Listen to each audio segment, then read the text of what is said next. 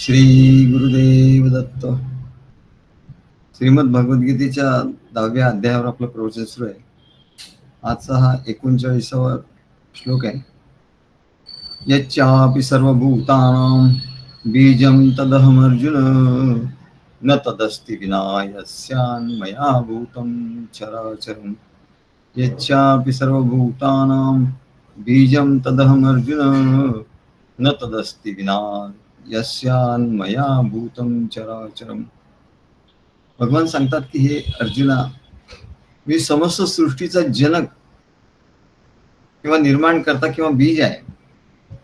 असा चर आणि अचर कोणताही असा प्राणी नाही जो माझ्याशिवाय राहू शकेल. तेव्हा भगवान म्हणतात, यच्चापि सर्वभूतानां बीजं तदहम अर्जुन. सर्व वृक्ष हे बीजापासून तयार होतात.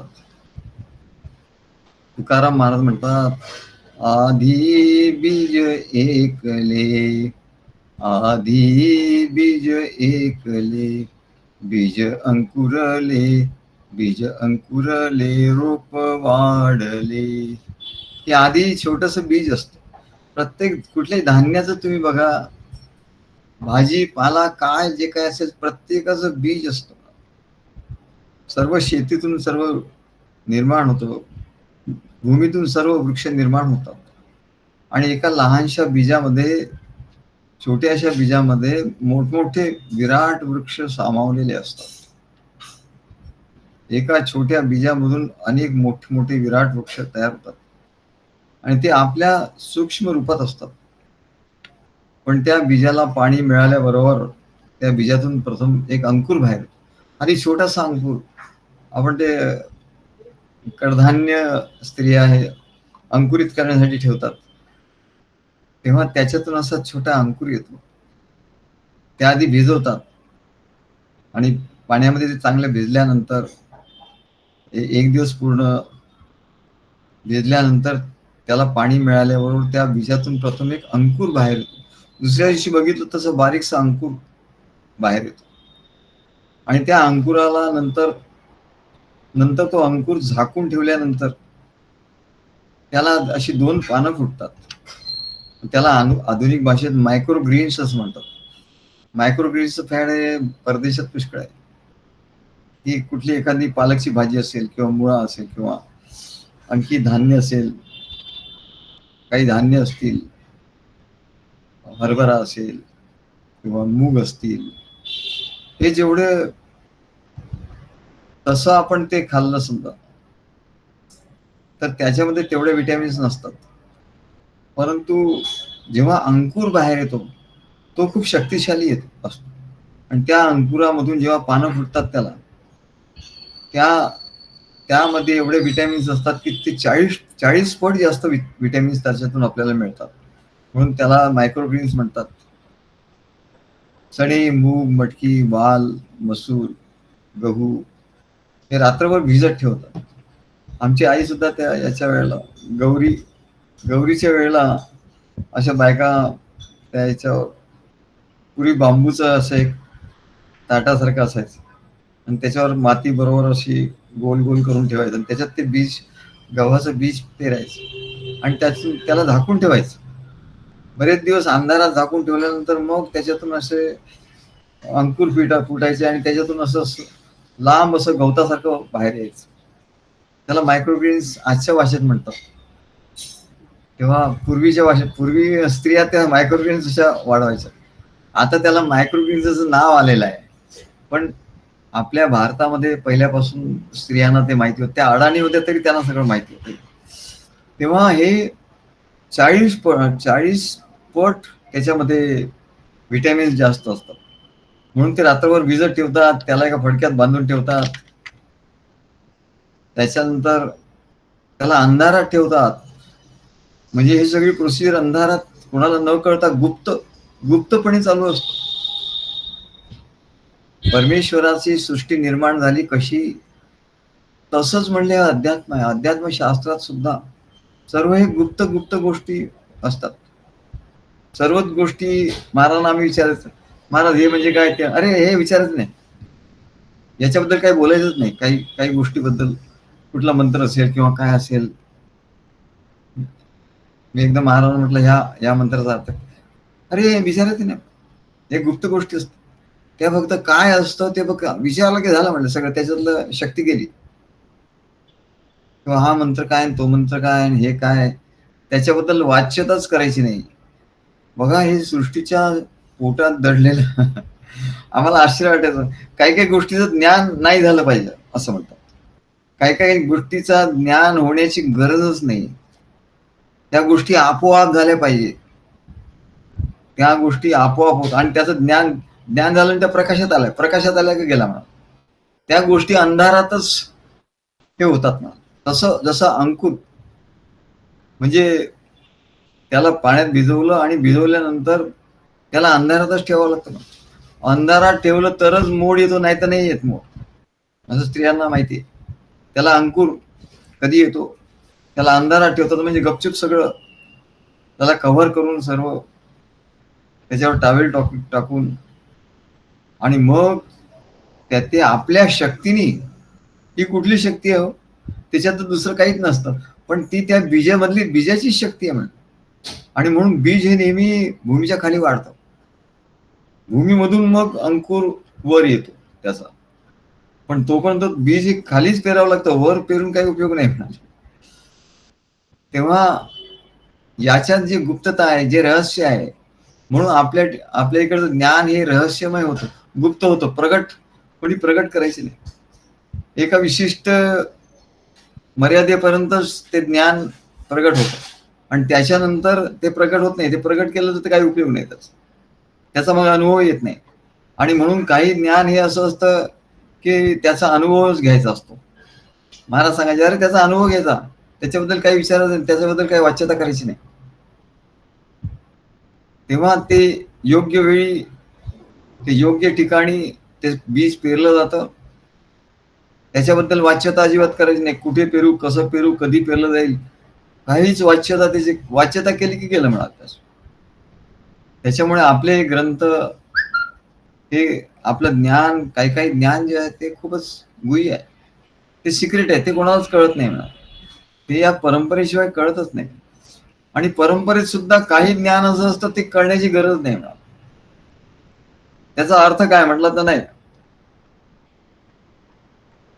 काय, कोठे आहे देव पुसतील भक्त, आमच्या महाराजांचा अभंग आहे. कोठे आहे देव पुसतील भक्त, कानावरी हात ठेवीन मी. देव कुठे आहे आम्हाला दाखवा, तर कानावर हात ठेवणार. सांगणार म्हणजे सांगणार नाही मी, काही गोष्टीचा अनुभवच घेतला पाहिजे. त्या अंधारातूनच त्या बाहेर उगवून येतात.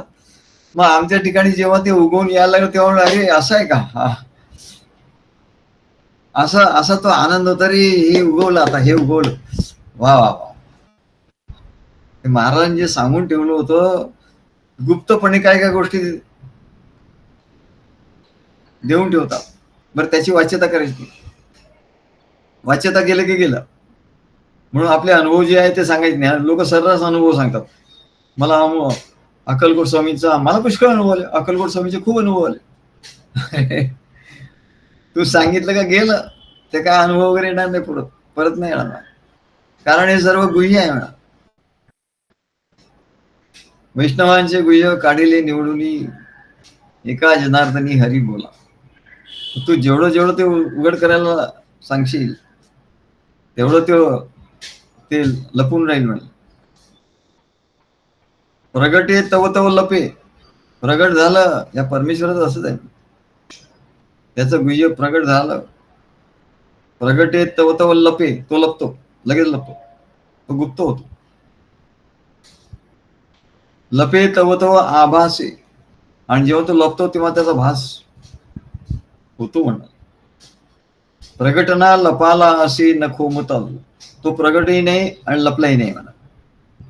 तेव्हा त्याचा अनुभव रहस्यमय आहे, फारच रहस्यमय अनुभव आहे.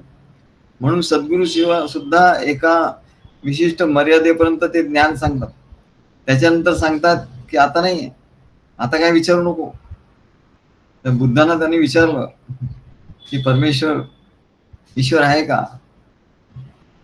त्यांनी बुद्धांनी कानावर हात ठेवले, काही बोललेच नाही, ते मौन धरलं. मग कोणी त्यांना विचारलं की मग तुम्ही त्याला असं का उत्तर का नाही दिलं? तर बुद्ध त्याला म्हणाले, मी या प्रश्नाची दोन उत्तर आहेत, एक ईश्वर आहे आणि दुसरं ईश्वर नाही, असं दोन्ही उत्तर आहे. पण दोन्ही उत्तर खोटी आहेत म्हणाले. मी ईश्वर आहे असं म्हटलं तरी खोटं, आणि मी ईश्वर नाही म्हटलं तरी खोटं.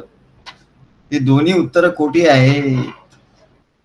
आणि नाहीच्या पलीकडे तो आहे, आणि तो रहस्यमय आहे. ते एक रहस्य आहे. ते रहस्य साधकाला साधना करता करता कधीतरी एकदम रहस्य उलगडतं, पण त्याच्यासाठी खूप तपश्चर्या करावी लागते.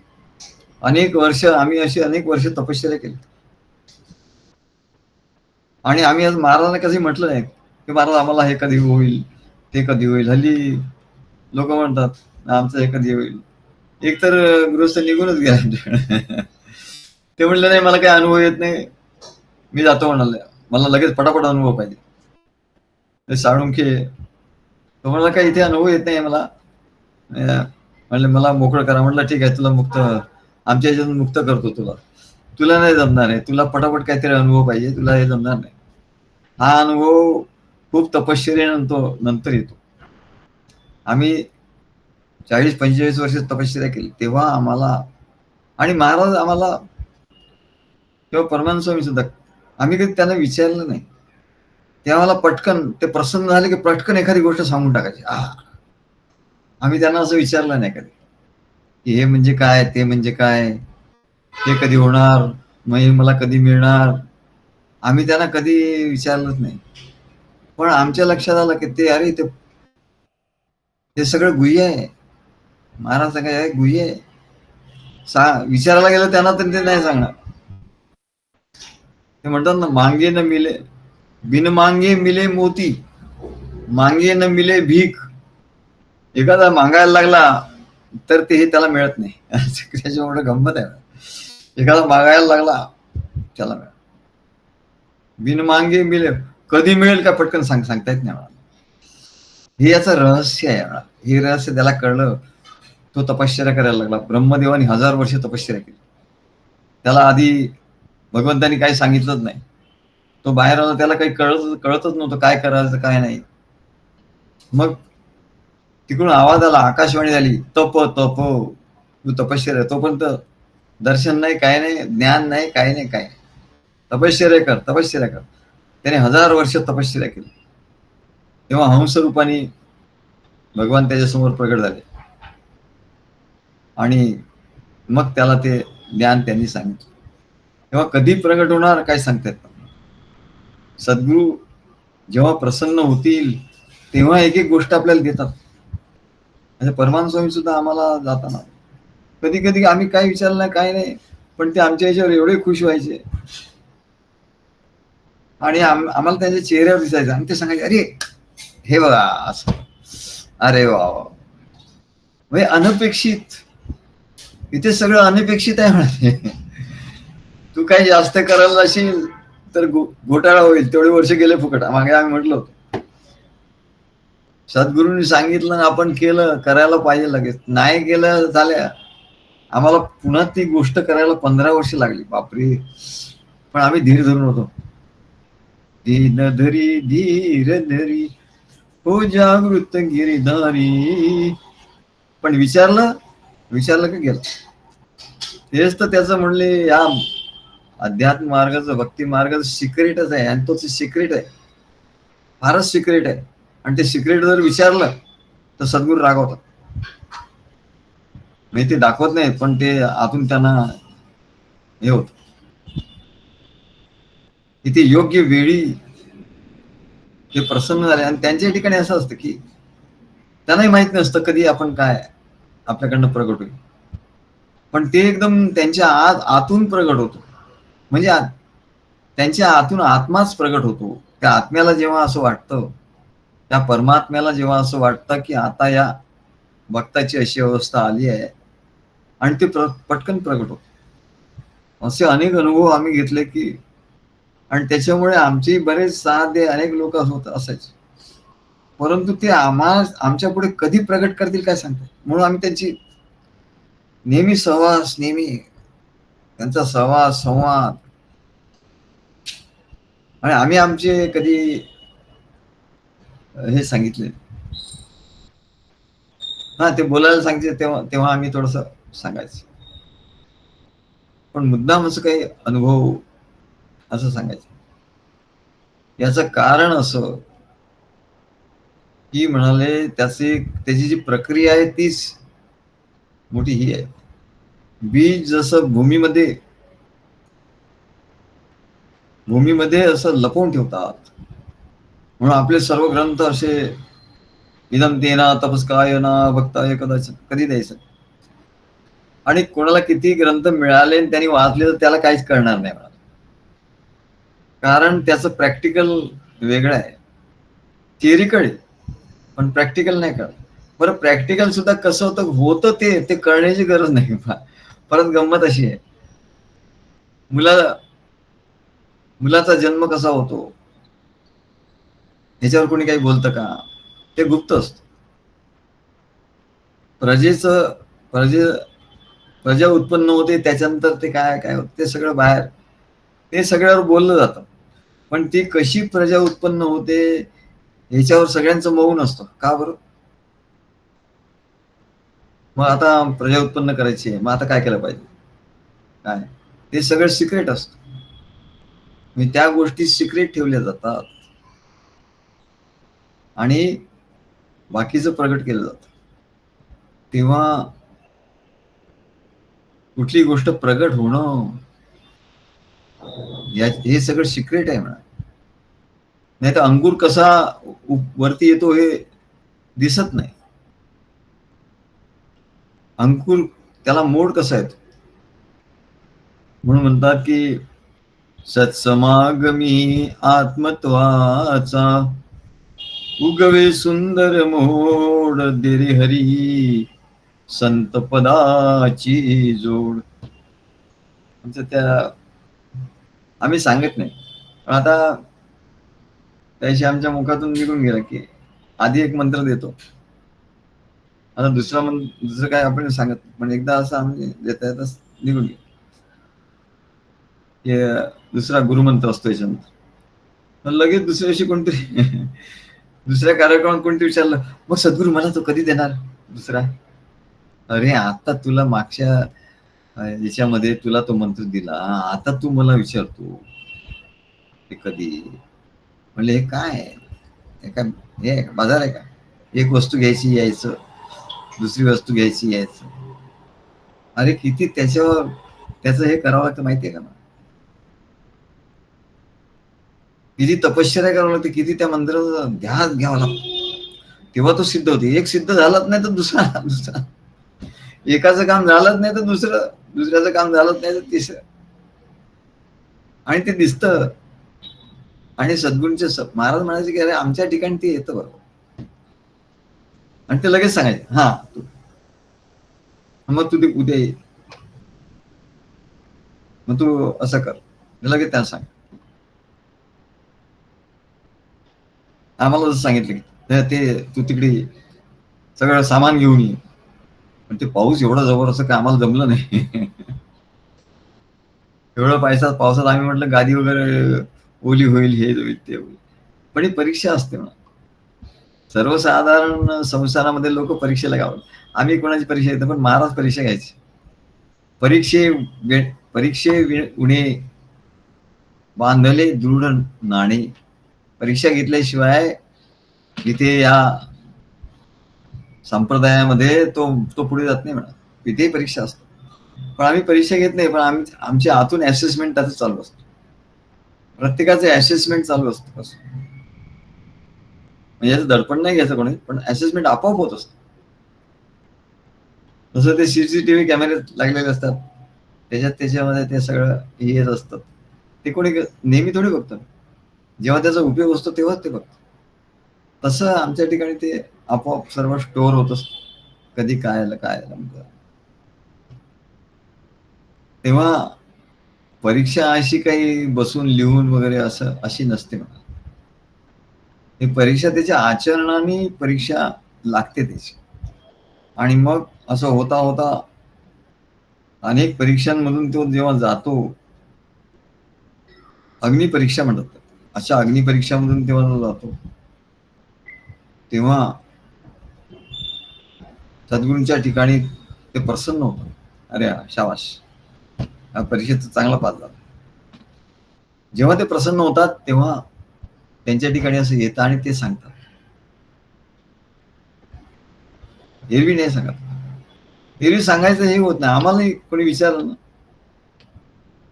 सद्गुरू मग काहीतरी सांगा ना ज्ञान. अरे कसलं ज्ञान, आता एवढं येतच नाही, आतून ते येतच नाही. अरे काय सांगणार.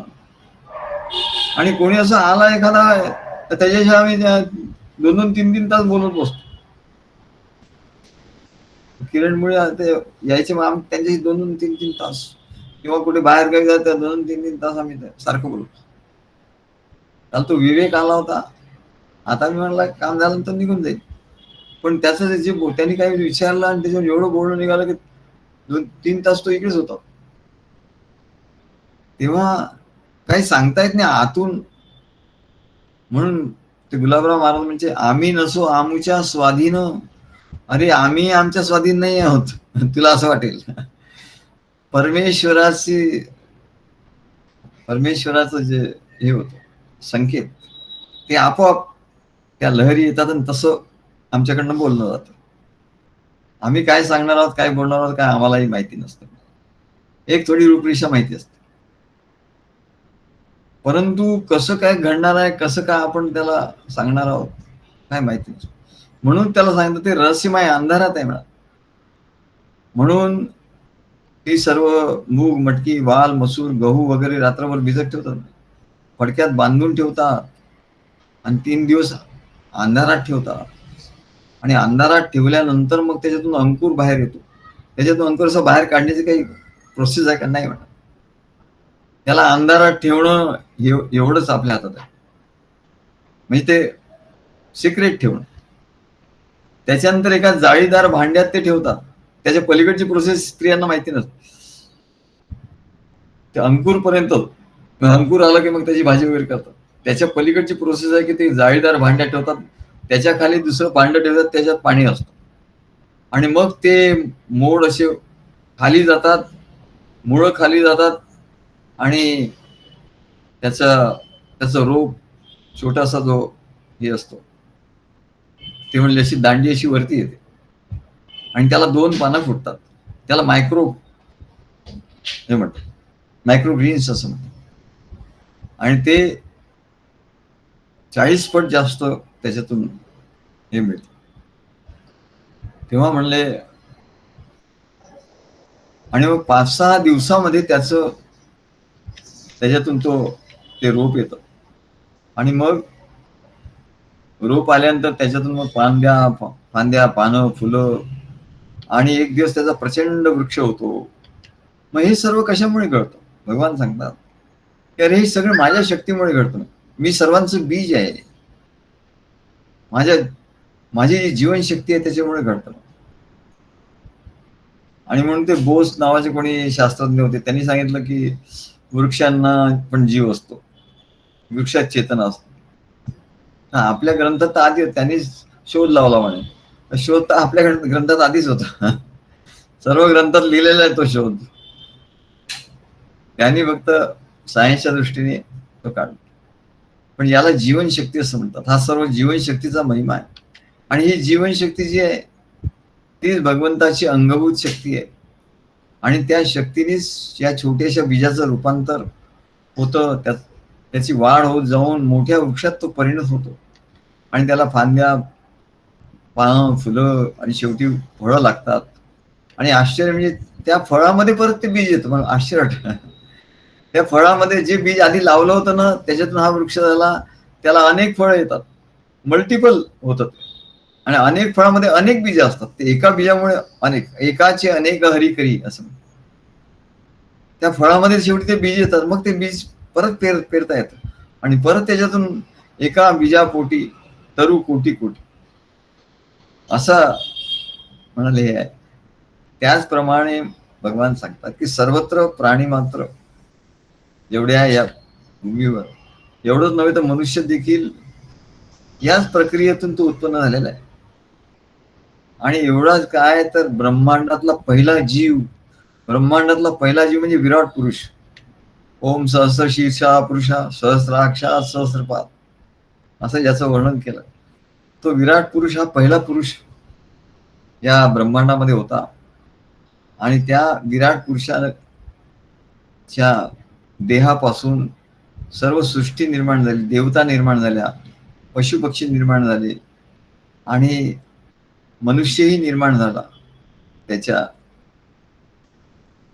त्याच्यापासून. तेव्हा हा विराट पुरुष म्हणजे हिरण्यगर्भ. हिरण्यगर्भ कसा निर्माण झाला? जसं भगवान सांगतात सर्वाचं बीज मीच आहे म्हणाल, त्या बीजामधून सर्व निर्माण होतो. तसं हिरण्यगर्भ हे बीज होती. गर्भ म्हणजे जसा स्त्रियांच्या ठिकाणी गर्भ असतो, पशुपक्ष्यांच्या ठिकाणी गर्भ असतो. गर्भ म्हणजे एका मोठ्या सोन्याच्या अंडाकृती मोठं असं. आता विराट पुरुष असतो तो बाहेर येणार म्हणजे ते अंड केवढं तरी असं, तर ते सोन्याचं अंड होतं. आणि त्या सोन्याच्या अंड्यात, मोठ्या अंड्यामध्ये बीजामधून तो निघाला विराट पुरुष. आधी त्याच्यातच तो त्या बीजामध्येच विश्रांती घेत होता. कितीतरी हजार वर्ष तो त्या बीजामध्येच विश्रांती घेत होता. पण त्याच्यातून तो बाहेर आला. आता त्याला राहायला जागा नाही. काल संग्राम आमच्याकडे आला, संग्राम बिटके. तर व्यवसायासाठी त्याचं नाव सुचत नव्हतं. सद्गुरू काय नाव ठेवायचं, काय नाव ठेवायचं. म्हटलं अरे तुझं कसं आहे, तुझा व्यवसाय म्हणजे जागा, कुठल्याही गोष्टीला जागा, वस्तू ठेवायला जागा करून ठेवायची. तर असा तुझा व्यवसाय. एवढं तुझं मटेरियल येतं, मटेरियल हँडलिंग त्याला असं म्हणतात. त्याच्यासाठी लागणारे ज्या गोष्टी आहे, सामान वर खाली ठेवणं, त्याला जागा करून देणं, याच्यासाठी असा तुझा व्यवसाय आहे. तर म्हटलं हाच तर व्यवसाय त्या विराट पुरुषांनी केला. विराट पुरुषांनी काय केलं, त्याला राहायला जागाच नव्हती. मग तो निर्माण तर झाला त्या सोन्याच्या अंड्यातून, पण राहायला जागा कुठे? मग त्याला जागा करून देण्यासाठी त्यांनी काय केलं की आधी पाणी निर्माण केलं, जल निर्माण केलं आणि त्या जलामध्ये तो विश्रांती पावला. एवढा विराट पुरुष म्हणजे या ब्रह्मांडा एवढा तो विराट. तेव्हा त्याने आपल्यासाठी पाणी निर्माण केलं आणि त्या पाण्यामध्ये तो तिथे विश्रांती घेत आला, राहिला. तेव्हा मी म्हणलं अरे तुझा व्यवसाय म्हणजे जागा करणं. जसं विराट पुरुषांनी जागा केली आपल्यासाठी, किंवा सर्व या सृष्टीसाठी आधी जागा तयार केली, तसं म्हणाले तू जे तुझं काही मशिनरी पुरवतो, सर्व्हिसेस पुरवतो, ते त्या सगळ्या जो माल असतो त्याच्यासाठी स्टोरेज कुठे ठेवायचं ते जागा करून देतो. म्हणजे ते स्पेसशी संबंधित आहे, म्हणजे अंतरिक्षाशी संबंधित आहे. म्हणजे अंतरिक्षामध्ये हा विराट पुरुष आहे. तसं म्हणले विराट पुरुषांनी जागा करून घेतली असे. तसं म्हणलं मग तुझ्या व्यवसायाचं नाव विराट असं, विराट इंडस्ट्री सर्व्हिसेस, विराट इंडस्ट्रियल सर्व्हिसेस असं म्हटल्यावर त्याला एवढा आनंद झाला की म्हणले हा हे नाव खूप चांगलं, विराट इंडस्ट्रियल सर्व्हिसेस. तेव्हा जसं त्या यांनी पाणी निर्माण केलं आणि त्या पाण्यामध्ये तो राहायला लागला. नार म्हणजे पाणी, अयन म्हणजे राहणे. जो पाण्यात राहतो तो भगवान नारायण. तेव्हा त्याचा व्यवसायाचं नाव ठेवलं आणि तो एकदम एवढा आनंदी झाला. नाही तर मागे त्यांना आम्ही काही सांगितलं होतं, आकाश आहे, व्योम आहे, पण ते तेवढं आम्हालाही तेवढं हे झालं. पण विराट जेव्हा तेव्हा त्यालाही आनंद झाला, आम्हालाही आनंद झाला. तेव्हा तसाच मनुष्य सुद्धा कसा मातेच्या उदरामध्ये असतो, तिथे बीजच आहे म्हणले, मातेचं आणि पित्याचं, या बीजाचा समागम होऊन त्याच्या ठिकाणी स्पर्म म्हणजे शुक्राणू, आणि तो समागम होऊन मनुष्य रूपात प्रगट होतो. तिथे बीजच आहे म्हणा. पण तिथे बीज आहे म्हणजे तिथे परमात्म्याचं अस्तित्व आहे. जिथे जिथे बीज आहे तिथे तिथे परमात्म्याचं अस्तित्व आहे. परमात्मा हा बीज आहे. आणि हे बीज हे जे आहे म्हणा, हे हे बीज म्हणजेच परमात्म्याचा अंश आहे. हे बीज गर्भाच्या पाण्यात असतं. गर्भामध्ये पाणी असतं त्याच्यात. तसा तो विराट पुरुष जन्माला आला, तसंच म्हणले हा छोटा पुरुष, तो विराट पुरुष. पण प्रोसेस एकच आहे म्हणा. आणि तिथे ते गर्भाने परिवेष्टित होतं, म्हणजे गर्भ आजूबाजूला त्याच्या असतो. आणि त्या अंधारात तो असतो, त्या पाण्यात असतो आणि अंधारात असतो. तेव्हा त्याला मोड येतो म्हणा. म्हणजे त्याला डोळे, कान, नाक, मुख, हळूहळू एक एक इंद्रिय येत. आणि देठ पानं ज्याप्रमाणे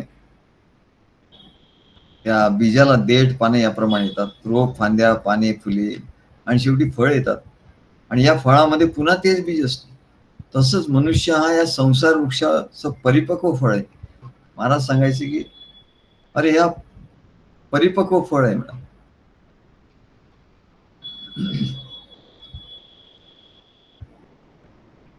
तेव्हा आमचं एक काव्य आहे. महाराज म्हणायचे की अरे हे दोघं जण आम्हाला सांगायचे, आम्ही आणि एक दुसरे होते, भक्त होते. ते म्हणजे 2 फळं आहेत म्हणले माझे. काय त्याच्यावर आमचं काव्य झालं तर आता आठवत नाही. तेव्हा सर्व भूतमात्रांचं बीज मीच आहे असं. आणि सद्गुरू हे बीज त्याच्या ठिकाणी निर्माण करतात. भक्ताच्या ठिकाणी हे बीज पेरतात. आणि हे बीज त्याला खत पाणी सर्व घालून त्याला प्रेमाचं सिंचन, प्रेमाच्या पाण्याचं सिंचन करतात. आणि ज्ञान, भक्ती आणि ज्ञान आणि नियम याचं कुंपण घालतात. आणि त्याच्यामुळे ते सुरक्षित ठेवतात, सुरक्षित राहतात. मग त्या बीजातून असा संत समागमी आत्मत्वाचा सुंदर उगवे मोड देरे हरी संत पदाची जोड. संत समागमी म्हटलेलं आहे. आमचे एक मित्र होते, ते हिंदीचे मोठे लेखक होते आणि त्यांच्या प्रत्येक पुस्तकाला अवॉर्ड मिळालाय गव्हर्नमेंटचा, गव्हर्नमेंट ऑफ महाराष्ट्र किंवा आणखी तिकडे UP MP वगैरे या गव्हर्नमेंटचा बरेच अवॉर्ड त्यांना मिळाले. तरुण वयातच बिचारे गेले, त्या डोंबिवलीत राहत होते, बंगाली होते. तेव्हा ते नास्तिक होते. पण आमच्या बरोबरीने आमच्या बरोबर राहता राहता एकदा मी त्यांना फोन केला. त्यांच्याकडे मी गेलो तेव्हा त्यांच्याकडे असं देवघर होतं, छान देवघर असं होतं आणि फोटो वगैरे होतं, पूजा वगैरे केलेली होती. तर मी त्या देवघराकडे बघत होतो, कारण हे म्हणायचे मी नास्तिक आहे. त्यांच्या देवघराकडे बघत होतो. तर ते म्हणले सर, ते हसले आणि म्हणाले ये हमारे श्रीमती जी का है म्हणाले, मेरा नाही आहे म्हणाले, श्रीमती जी का है. श्रीमतीजीवर त्यांचं प्रेम होतं, त्याच्यामुळे त्यांनी एवढ्या प्रेमाने सांगितलं. पण असं करता करता ते सर्व पत्रकार जे होते मुंबईतले, जेवढे काही हिंदीचे पत्रकार होते ते त्यांचे शिष्य होते, सर्व हिंदीच्या पत्रकार. आणि यांनी पुष्कळ पुस्तकं लिहिली होती हिंदीमध्ये. आणि आमचं त्यांचं चर्चा व्हायची. नास्तिक, एकदम नास्तिक होते. मग असं करता करता आमची नेहमी चर्चा होता होता होता होता एकदा मी त्यांना फोन केला काही कामासाठी. तेव्हा मी ठाण्याला राहत होतो, ते डोंबिवलीत राहत होते. तर ते म्हणाले, मी त्यांना म्हटलं काय सध्या कुठलं पुस्तक लिहितायत? ते म्हणले आश्चर्याची गोष्ट आहे म्हणाले की मी तुमच्याशी जे संवाद झाला, तुमच्याशी जो माझा संवाद झाला आणि मी हळूहळू मलाही वाटायला लागलं की अरे ईश्वर आहे, असं वाटायला लागलं. आम्ही बिघडलो तुम्ही बिघडा ना. म्हणजे नास्तिक माणूस सुद्धा आस्तिक होऊ शकतो, एवढी त्या सद्गुरूंची, आमच्या सद्गुरूंचं हे महात्म्य आहे म्हणा. आम्ही बोललो बोललो त्याच्याशी, पण बोलता बोलता आम्ही त्याच्याप्रमाणे नास्तिक नाही झालो, तर तो आमच्याप्रमाणे आस्तिक व्हायला लागला. म्हणले मेरे जीवन में ऐसा मोड आया कि मैं भी इधर इधर झुक रहा हूं, धीरे धीरे झुक रहा हूं. मतलब आपसे जो बात करता हूं तो मुझे इतना अच्छा लगता है और बहुत सी बातें मुझे समझ में आती है. आता तो काय लेखकच होता, त्याच्यामुळे बुद्धी त्याच्याकडे होती, परंतु त्याला हे असे संस्कार कधी नव्हते आणि त्याला हे सगळं काही माहिती नव्हतं. त्याच्यामुळे तो म्हणाला की मी आता तुमच्याशी जो माझा संवाद झाला आहे त्याचा ग्रंथ लिहितोय म्हणाले. तर मी तुम्ही आल्या की मी तुम्हाला दाखवीन तुमचा जो नेहमी नेहमी संवाद माझ्याशी होतो, मी माझे काय प्रश्न असतात ते असं असे काही काही प्रश्न तो विचारत आणि आमचा जो संवाद व्हायचा त्याच्यावर तो लिहायचा आणि त्याला त्याचं महात्म्य कळायचं. यालाच बीज म्हणतात. त्याच्या ठिकाणी ते बीज रुजलं, पण बिचारा जास्त काळ राहू शकला नाही त्याच्यामुळे. नाही तर राहिला असत तो आपल्या ह्याच्यात निश्चित आला असता पुढे. तेव्हा ते सांगतात यच्चापि सर्वभूतानां बीजं तदहम अर्जुन. सर्व भूतांचं बीज मीच आहे ना. न तदस्ति विना यस्यान मया भूतम चराचरम. या चराचरात मला एक तरी असं दाखवून दे गोष्ट की ज्यात मी नाही आहे. आणि मग सगळं प्रश्न सुटला म्हणा, सगळं ज्ञान झालं म्हणा. मग आपलं अस्तित्व जे आहे ते परमात्म्यामुळेच आहे म्हणा. परमात्मा आपल्या ठिकाणी आहे, पण आपण विसरलो का? तर म्हणजे संसारामध्ये ते मन गेल्यामुळे तो परमात्मा आपल्या जवळ असून सुद्धा तो काही भेटत नाही. यच्चापि सर्वभूतानां बीजम तदहम अर्जुन. तद बीजम, ते बीज मी आहे. अहम अर्जुन, हे अर्जुना ते बीज मी आहे ज्याच्यातून सर्व लोक निर्माण झाले. तिन्ही लोक जे तून निर्माण झाले तया देवरायासी कोणी न बोले. जगी थोरला देव तो चोरला असे. चोरून ठेवलाय म्हणजे. जगी थोरला देव तो चोरला असे, गुरु वीण तो सर्वथाही न दिसे. सद्गुरु वाचून तो काही दिसणार नाही. तुम्ही किती काय करा, कुठला कोर्स करा, हा कोर्स करा, तो कोर्स करा, मेडिटेशन करा, हे करा, काही दिसणार नाही. कारण त्याची प्रोसेसच मोठी गमतीदार आहे. त्याची प्रोसेसच रहस्यमय आहे. बाकी सगळं प्रगट आहे. जे प्रगट आहे ते तो नाही. जे प्रगट आहे ते तुम्ही करायला गेलो तर थोडासा त्याचा मार्ग तुम्हाला कळेल, पण प्रत्यक्ष जे आहे तेव्हा सद्गुरूंच्या शिवाय ते नाही मिळणार. कारण काय? संत समागमी आत्मत्वाचा सुंदर उगवे मोड, दे रे हरी संत पदाची जोड. सर्व संतांनी मागितलं, दे रे हरी संत पदाची जोड, सद्गुरूंची जोड दे बाबा. कारण काय होतं की बीज आहे आमच्या ठिकाणी. यच्चापि सर्वभूतानां बीजम तद अहम अर्जुन. पण ते बीज नुसतं ठेवून दिलं तर काही उपयोग नाही म्हणा. नुसतं बाहेर ठेवलं तर म्हणाले पशु पक्षी खाऊन जातील. नुसतं असं जाईल तर खराब होऊन जाईल, मुंग्या वगैरे खाऊन जातील. त्या बीजाला बरोबर बीज पेरून तिथे अंधार करून त्याला आधी भिजत घालून पाण्यामध्ये ठेवून मग अंधार करून कपड्यात ठेवून काही एक दोन दिवस जेव्हा तुम्ही ठेवाल तेव्हा त्याच्यातून तो मोड बाहेर येईल म्हणा.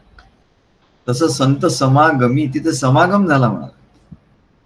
त्या बीजाचा पाण्याचा समागम झाला. बीज त्या पाण्यामध्ये गेलं, पाणी त्या बीजामध्ये गेलं, समागम झाला आणि मग त्याच्यातून अंकुर उत्पन्न झाला. असं प्रत्येक गोष्टीत आहे.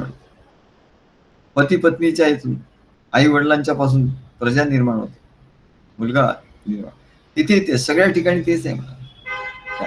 बीज आहे पण ते सिक्रेट, अंधारात गपचूप गवगवा न करता जेव्हा ते राहतं तेव्हा त्याच्यातून उत्तम असा अंकुर बाहेर येतो. त्याच्यावर संस्कार जेव्हा होतात, तो त्या गर्भातच असतो. पण गर्भसंस्कार अनेक प्रकारचे आपल्या याच्यामध्ये गर्भाचे संस्कार आहे. नामकरण आहे का, नामकरण विधीला आम्ही गेलो होतो काय, तेव्हा असे संस्कार आहे. तिथे आम्ही सांगितलं की या संस्काराचं काय महत्व आहे. असे संस्कार, पण तो राहतो आतच. पण असे संस्कारून बाहेर होऊन होता होता संत सत्पुरुष त्यांचा समागम नुसतं संगम नाही किंवा नुसतं सहवास नाही, समागम हा शब्द त्यांनी वापरलेला आहे. हा, त्या शब्दावर फार गंमत झाली ती एकदा, की हा शब्द आहे ना आपल्या मराठीत आहे किंवा संस्कृतमध्ये आहे, पण हिंदीमध्ये हा समागम हा शब्द नाही. म्हणजे ते वापरत नाही. कारण ते जे आमचे मित्र होते, हिंदीचे पंडित होते, तर आम्ही त्या याच्यामध्ये हा समागम हा शब्द लिहिला होता. तर सर म्हणलं हो समागम मत लिखो, बराबर शब्द नाही. म्हटलं का बाबा, नाही म्हटलं समागम म्हणजे संभोग असं होतं. तर म्हटलं आमच्या याच्यात समागम असंच लिहिलेला आहे. म्हटलं हिंदीत समागम कधी कोणी लिहित नाही. हिंदीत सहवास वगैरे लिहितं. सहवास म्हणजे एकत्र राहणे. पण समागम ही गोष्ट आणखी वेगळी आहे. संत समागमी सद्गुरूंचा त्याचा समागम होतो, म्हणून संत समागम असं म्हटलेलं आहे. तेव्हा सुंदर उगवे मोड, गुरु शिष्य यांचा समागम होतो. म्हणजे शिष्य गुरु वस्तू मौनम व्याख्यानम, तिथे मौन होतं. सद्गुरू आधी सगळं ज्ञान सांगतात आणि काही गोष्टी ते मौन होतात. काही गोष्टी ते म्हणतात ते विचारू नको, ते नाही विचारत लगेच. महाराज म्हणायचे किंवा परमान स्वामी नाही, आम्ही जास्त विचारत नाही नाही ते विचारच नाही. असं का? कारण कधी त्यावेळेला ते प्रगट व्हायचं नसतं, ते कधीतरी प्रगट व्हायचं असतं. त्याची ती वेळ काळ ते ठरलेली असते, ती त्यांनाही माहिती नसते. पण आता प्रगट व्हायचं नाही हे त्यांना माहिती असते की आता नाहीये, आणि कधी प्रगट होणार हे त्यांच्या हातात नसतं. ते पटकन त्याला सांगतात अरे हे असंच कर. मग आम्हाला वाटतं रे याला असं का सांगितलं आपण, असं का सांगितलं, म्हणजे ते आतून आलं, ती वेळ आली, तो समागम झाला. तो म्हणाले एकदम सिक्रेट ती गोष्ट आहे, ती सिक्रेट ठेवली. नंतर त्याला एकदम अंकुर फुटला तेव्हा ती बाहेर आली म्हणा. तेव्हा तोपर्यंत तेरी भी चूप मेरी भी चूप, काय त्याला मौन म्हणतो. मौनम सर्वार्थ साधनम, भक्ती मार्गात मौन राहायचं. आपलं ज्ञान सुद्धा लोकांना जास्त हे ठेवायचं. तो सद्गुरूंकडे कसा येईल एवढ्या पुरतं ज्ञानाचा, बाकीचं ज्ञान म्हणाले इदम तेना तपस्काय ना भक्ताय कदाचन न चा शुश्रवे वाच्य न अभ्यसूयते. तेव्हा हे कोणालाही द्यायचं नाही, याचं कारण काय, लपवून ठेवलं. तेव्हा ते लपवल्याशिवाय तो अंकुर बाहेर येणार नाही, तो अनुभव नाही येणार. आणि म्हणून ते सिक्रेटच ठेवलं पाहिजे, सिक्रेटच राहतं. आणि ती सिक्रेट कोणी विचारायचं नाही.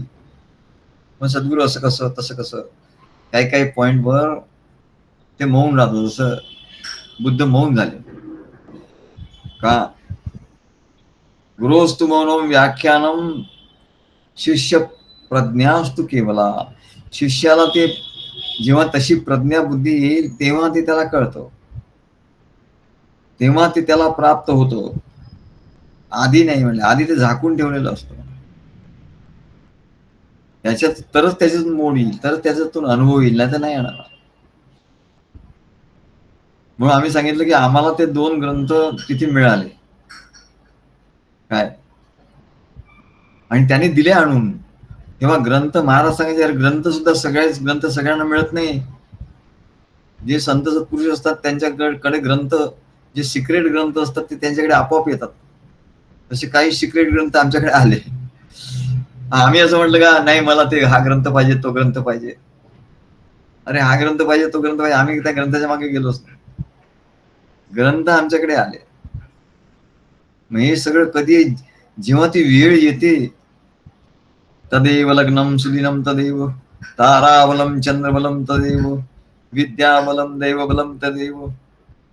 काय पण हे सगळं कसं तर म्हणले लक्ष्मी पते तेंग्री युगम स्मरामी. लक्ष्मीपतीच्या चरण कमल जे आहे अंग्री युगम स्मरामी, हृदयामध्ये जेव्हा ते आपल्या असतात तेव्हा म्हणले तदेव लग्नम. तेव्हा ते लग्न कधी लागायला सांगता येत नाही. तदेव लग्नम सुदिनम तदेव. तो सुदिन, तो सोन्याचा दिवस, तो सोन्याचा दिवस कधी यायचा ते वाट बघावी लागते म्हणा. आणि तपश्चर्या, नुसती वाट बघायची नाही, तपश्चर्या करायची. आणि तपश्चर्या करता करता एकदम तो, आणि अचानक एखादी गोष्ट मिळेल त्याचा आनंद वेगळा असतो. मागून मागून सद्गुरू हे द्या, सद्गुरू ते द्या, सद्गुरू असं करा. अरे कस न मांगे मिले मोती. महाराज नेहमी सांगायचे, न मांगे मिले मोती, मांगे न मिले भीक. तुम्ही मागायला गेला तर काहीच मिळणार नाही, लोक तुम्हाला हे करतील.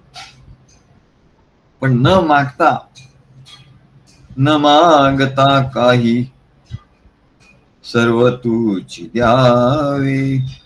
कृष्णान स्वामी एक पद केलं, न मागता काही सर्व तूची द्यावे, तुझ मी मागावे काय देवा. देवाला सुद्धा काय मागायचं. न मागता तो सर्व देतो. देणारा देव आहे ना, तो न मागता सर्व देतो. सद्गुरू जे आहेत न मागता सर्व काही देतात.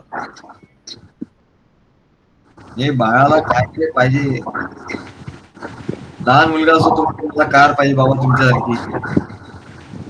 पण बाबांना माहिती असतं की त्याला आता कार, आता याची अवस्था नाही, पण ते आणून देतात. खेळण्यातली कार ते आणून देतात, खेळण्यात. पण जेव्हा त्याची पात्रता नसते तेव्हा त्याला ते खेळण्यातलंच मिळतं. पण पात्रता आली की त्याला खरं मिळतं. मग ते आता कधी, तो जेव्हा तपश्चर्या स्वतः करतो आणि सद्गुरू त्याच्यावर प्रसन्न होत असतात त्याच्या तपश्चर्येने, तेव्हा एक दिवस असा सोनियाचा, आजी सोनियाचा दिन, वर्षे अमृताचा घन, आज सोनियाचा दिन, असं ज्ञानेश्वर महाराज सुद्धा म्हणतात. त्यांना अनुभव कधी आला तपश्चर्या करता करता करता. सबाय अभ्यंतरी अवघा व्यापक मुरारी. आता हे तर ज्ञान सगळ्यांना, सबाय अंध अभ्यंतरी तो व्यापक मुरारी सर्वकडे, हे ज्ञान सर्वांना. पण जेव्हा त्यांना त्याचा अनुभव आला सद्गुरूच्या कृपेने, तेव्हा त्यांच्याकडनं हे पद घडलं अनुभव आल्या. म्हणून बीजाला मोठं सांभाळून ठेवावं लागतं, त्याला सिक्रेट एकदम रहस्यमय पद्धतीने ठेवावं लागतं. सद्गुरू शिष्य संबंध समागम, मला एवढा आश्चर्य वाटतो. तो समागम हा शब्द हे करायला तयार नव्हता. हिंदीत म्हणले असा शब्द नाही, हिंदीत शब्द नाही समागम. म्हटलं हिंदीत नाही, मग ते अपुरी आहे म्हटलं हिंदी. समागम तर पाहिजे. या जगात जेवढं काही आहे तेवढं समागमातूनच निर्माण झालंय. ईश्वर आणि भक्त हा समागम काय म्हणलं. सद्गुरू आणि भक्त हा समागम, ईश्वर आणि भक्त हा समागम. ईश्वर हा बीज आहे, तसं सद्गुरू हे बीज आहे. आणि ते बीज देतात, बीज पेरतात आपल्या ठिकाणी, आणि त्या बीजातून अंकुर हळूहळू ते ज्ञान देतात. प्रेमाचं जल सिंचन करतात, नियमनियमाचं आजूबाजूला कुंपण घालतात, आणि त्याला खतपाणी देतात, भक्तीचं खतपाणी देतात, आणि ज्ञानाचं प्रकाश देतात. सूर्याचा प्रकाश पाहिजे त्याच्याशिवाय. हा गमत म्हणजे ते बीज आहे ना, ते अंधारात ठेवलं, त्याला मोड आला की मग त्याला अंधारात नाही ठेवायचं, असं गमत आहे. मोड आला की त्याला अंधारात ठेवायचं नाही, मग ते सूर्यप्रकाशात, लाईट सूर्यप्रकाश एकदम असा खूप ब्राईट सनलाईट मध्ये नाही, म्हणलं सॉफ्ट सनलाईट मध्ये ठेवायचं. तर मग त्याच्यामधून ते रोप निर्माण होतात सॉफ्ट सनलाईट. आणि ब्राईट सनलाईट असेल तर म्हणजे ते करपण्याची शक्यता असते. तेव्हा सद्गुरू आपल्या ज्ञानाचा प्रकाश सुद्धा हळूहळू तो प्रकाश देत असतात, आणि मग एकदम मोठा प्रकाश, कारण तो सक्षम झाला पाहिजे ना, एवढा ज्ञानाचा प्रकाश घेण्यासाठी तो सक्षम झाला पाहिजे ना. तो सक्षम जसा जसा होत जातो तसं तसं त्याला तो प्रकाश मिळतो, तसा सूर्याचा प्रकाश मिळतो. म्हणजे हे सर्व जसं बीजापासून वृक्ष तयार होतो तसंच म्हणाले या अध्यात्म मार्गात तसंच आहे, तसा तो अनुभव आहे. तसंच भगवंताच्या आत आपण आहोत, भगवंताच्या आत आपण आहोत आणि आपल्या आत भगवंत आहे. जसं बीजाच्या आतमध्ये तो वृक्ष आहे आणि वृक्षाच्या फळाच्या आतमध्ये बीज आहे, फळाच्या आत बीज आहे. परिपक्व झाला आता तो की त्या फळात बीज आला, बीज आला म्हणजे तो परिपक्व झाला. आणि ते बीज बघितलं तर त्या बीजामध्ये तो वृक्ष आहे. वृक्ष कसा होणार हो? बीज लावायला पाहिजे. म्हणून बीजात वृक्ष आहे, बीजाच्या आत वृक्ष आहे आणि वृक्षाच्या आत बीज आहे. हेच मूळ सूत्र आहे म्हणा. आपल्या आत भगवंत आहे आणि भगवंताच्या आत आपण आहोत. आणि काय आम्ही त्या भाषणात आमच्या सांगितलं होतं काय,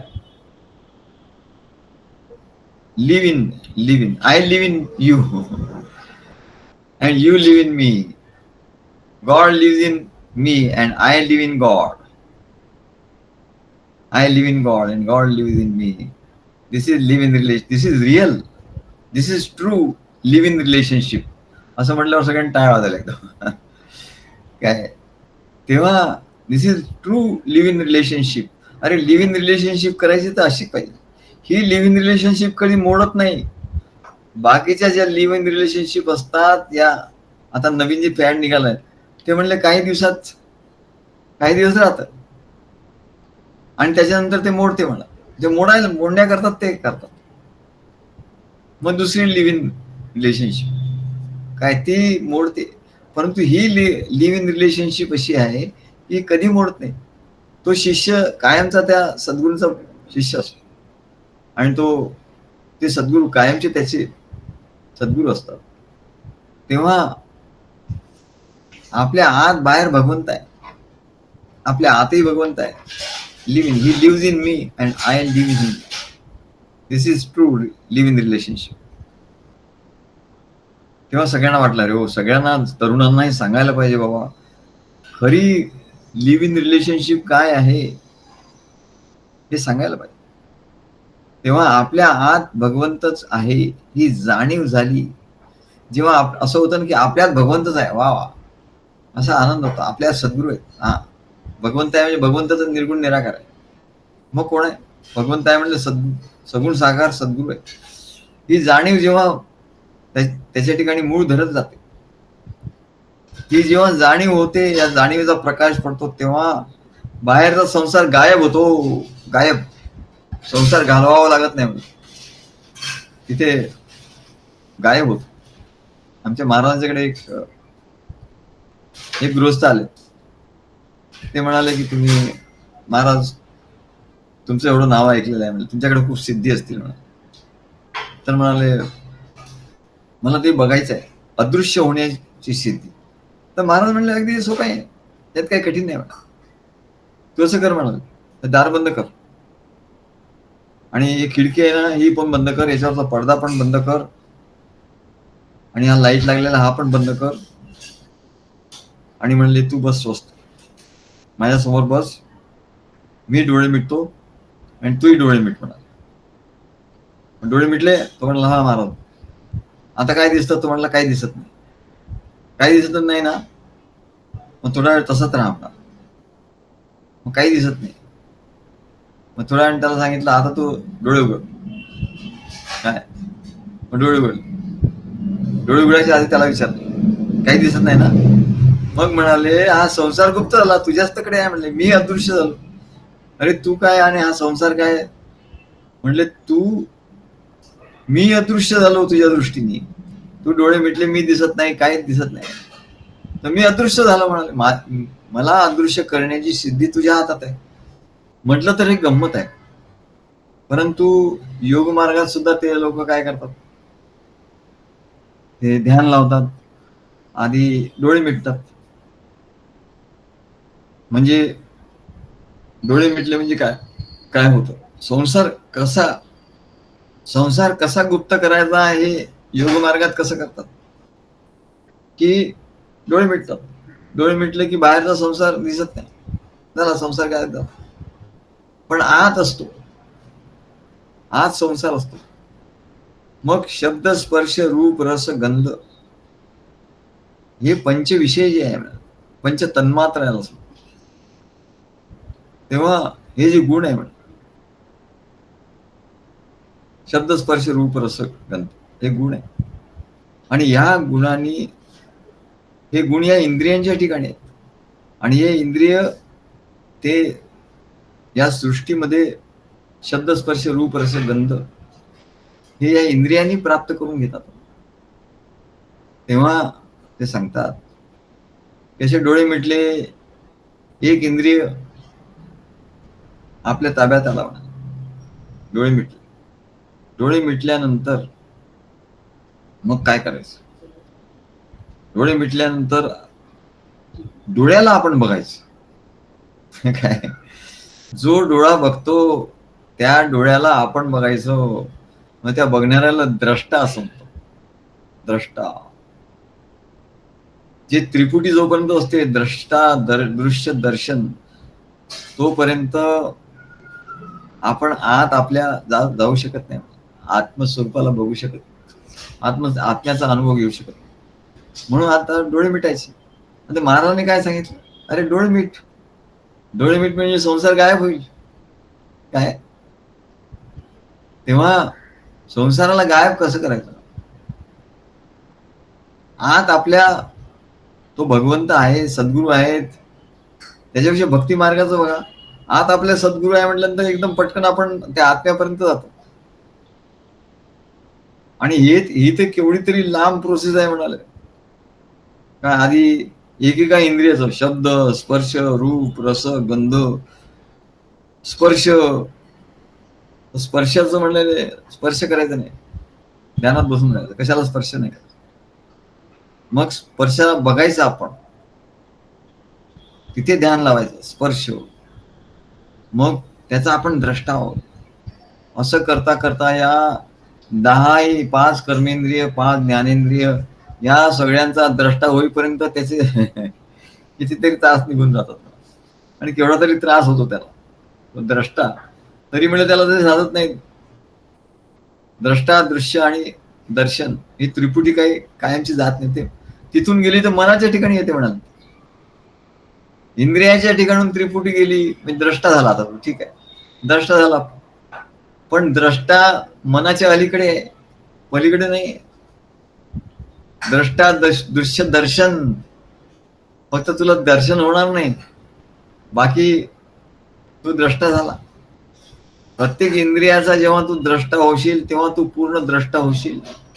तेव्हा तुझे इंद्रिय बाहेर या संसारात जाणार नाही, संसाराचा अनुभव येणार नाही. पण अशी स्थिती किती वेळ राहील म्हणाली. आणि तुझ्या पलीकडे परत द्रष्टाच्या मागे मन आहे. मन बुद्धी चित्त सूक्ष्म देह आहे. स्थूल देहातून तू द्रष्टा झाला. द्रष्टा हा स्थूल देहाच्या दृष्टीने आहे. तेव्हा ध्यानामध्ये योगामध्ये खूप काळ जावा लागतो आणि तरी हे साध्य होत नाही. आणि आजकालच्या काळात तर साध्य नाहीच आहे ना. आणि कंटाळा येतो. लोक एवढं ते करत बसायला, तो द्रष्टा व्हायचं, सगळ्यांपासून दूर व्हायचं आणि सगळे कामधाम सोडायचं. त्याच्यापेक्षा भक्ती मार्ग वा सद्गुरू आपल्या हृदयात आहे. चालता फिरता म्हणाले भक्ती काय, डायरेक्ट सद्गुरूंच्याकडे आज जायचं की संसार गायब. काय सांगितलं आपण की भगवंत आपल्या ठिकाणी आहे आणि आपण भगवंताच्या ठिकाणी. बस एवढं लक्षात ठेवायचं. आणि लक्षात नाही आलं तर मंत्र म्हणत राहायचं. सारखं आम्ही मागच्या वेळेस जसं सांगितलं, सारखं बडबडत नाही. कोणी लोक बडबडतात ना, वेडे लोक बडबडत असतात. तर वेड्यांचा एक चांगला गुण घ्यायचा की बडबडणं, सारखा बडबडायचं. की मग बडबडल्यामुळे ते वाणीला दुसरं काही ऐकू येणार नाही, दुसरं काही ती बोलणार नाही. आणि वाणी बंद झाली की म्हणाले मनही बंद झालं. तेव्हा तो परमात्मा आपल्या ठिकाणी आहे ही जाणीव आपोआप ही जाणीव होत जाईल. आणि सोपं आहे. सद्गुरू आपल्या ठिकाणी आहे, सद्गुरू स्मरण केलं की झालं. आपल्या हात आहे, आपल्या सद्गुरू आहे, सद्गुरूंच्या हात आपण आहोत. म्हणून ते आपल्याबद्दल आपलं नाव घेतात, आपल्याला सांगतात, आपल्याला फोन करतात. मगाशी घोरपडे म्हणाले की सद्गुरू तो फोन करतात, कोणाला तरी सांगत. अरे सद्गुरू तुला फोन करतात आणि तू काहीच नाही म्हणत. तू खरं फोन करून विचारलं पाहिजे, तू त्यांच्याकडे जा. ते म्हणले तुला कधी आला तर सांगतात ये म्हणून. असं कोणी भेटत नाही म्हणाले या जगात. काय या जगात काय कोणी असे सद्गुरू भेटत नाही. सद्गुरू तर भेटतच नाही, पण असे असे कोणी गुरु असतील ते असे नेहमी भेटत नाही कोणाला. सद्गुरू सर्वांना भेटतात, तर तुला म्हणले त्याला जायला नको.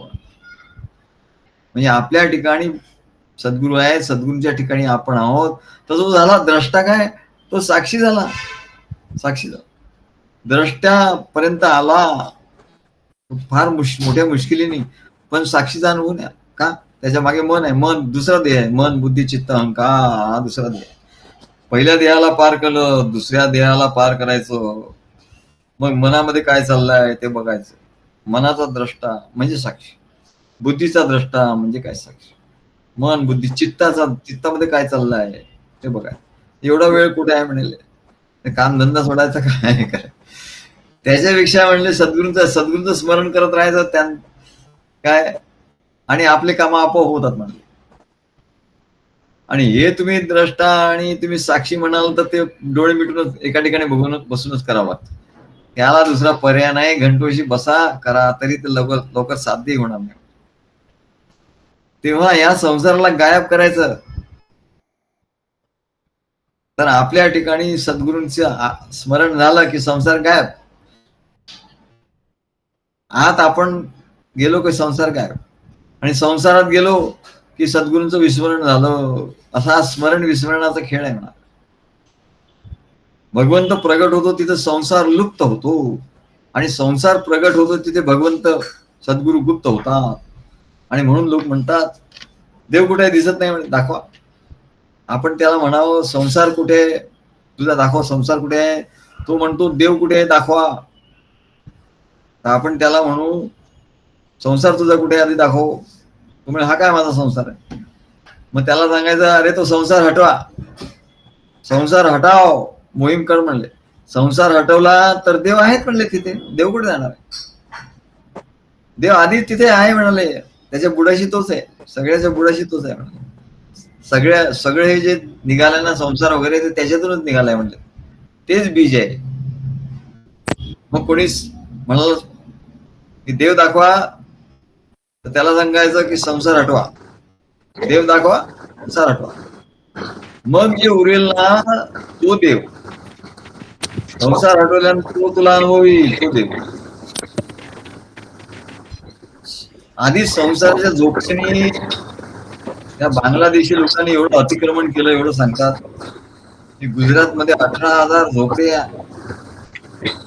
18,000 झोपड्या हो. आणि त्यात 20,000 कुटुंब.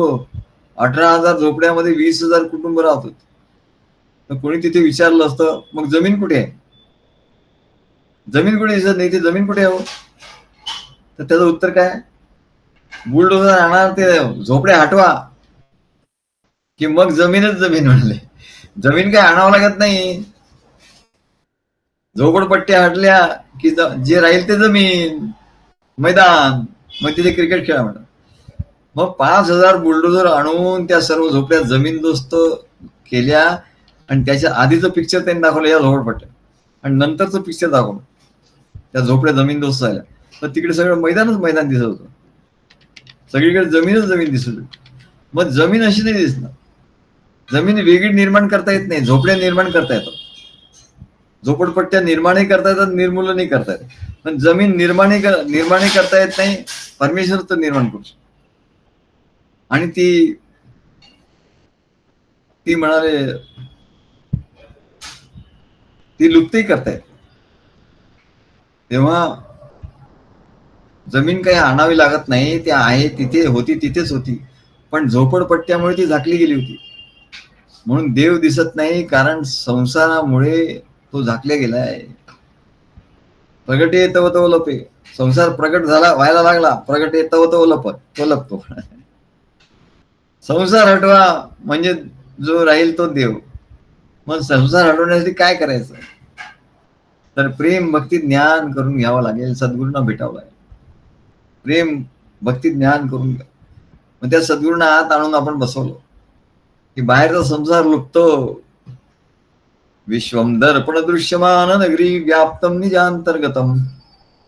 हे तुझ्या सगळ्या आतच आहे म्हणले. संसारही आतच आहे. सद्गुरूंना जेव्हा तू आणून आत बसवतो तेव्हा तो संसार तिथून गायब होतो. आतून गायब झाला की बाहेर आपोआप त्याचा अनुभव येण्यास होतो. बहिरीभूतम यथा निद्रया. जसा निद्रेमध्ये स्वप्न पडतो तेव्हा ते खरं वाटतं, स्वप्नातले आपण खरं वाटतं. पण झोप गेली की म्हणले ते स्वप्नही नाहीच होत. तसं हा संसार म्हणाला. या आपल्या ठिकाणी सद्गुरू तिथे प्रगट झाले की हा संसार तिथून आतून तो नष्ट होतो. म्हणून मग बाहेर पण दिसत नाही. संसार बाहेर नाही म्हणले, आतच आहे. देहाच्या बाहेर संसार आहे.